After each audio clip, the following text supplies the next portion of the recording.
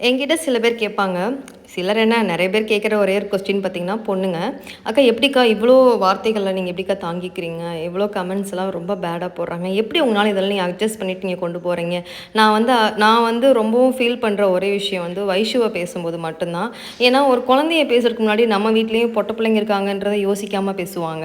அது மட்டும் தான் எனக்கு கொஞ்சம் வலியா இருக்குமே தவிர, மத்தபடி வந்துட்டு நான் இவங்களோட விமர்சனங்கள்லாம் நான் பார்த்துட்டு நான் உட்காந்துருந்தேன்னா, இன்னைக்கு இந்த ஒரு சோசியல் மீடியா வந்து எனக்கு இவ்வளோ ஒரு பெரிய ஒரு பிளாட்ஃபார்மா எனக்கு அமைஞ்சிருக்காது.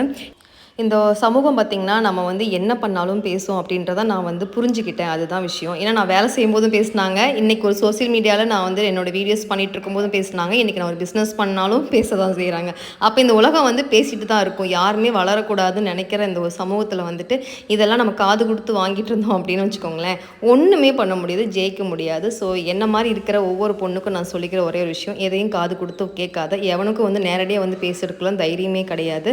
அவன் வீட்ல வந்துட்டு அவன் பொண்ணா இருக்கட்டும், அவன் பொண்டாட்டியா இருக்கட்டும், அவன் அம்மாவா இருக்கட்டும், அவங்கலாம் எப்படி இருப்பாங்களோ பார்த்து, பார்த்து அவனுங்க இருக்கிறதுனால பார்த்தீங்கன்னா, ஊர்ல இருக்கிற பொண்ணுங்க எல்லாமே இப்படி தான் இருக்கும் அப்படின்றது வந்து அவங்க ஒரு கண்ணோட்டம். இதுதான் விஷயம்.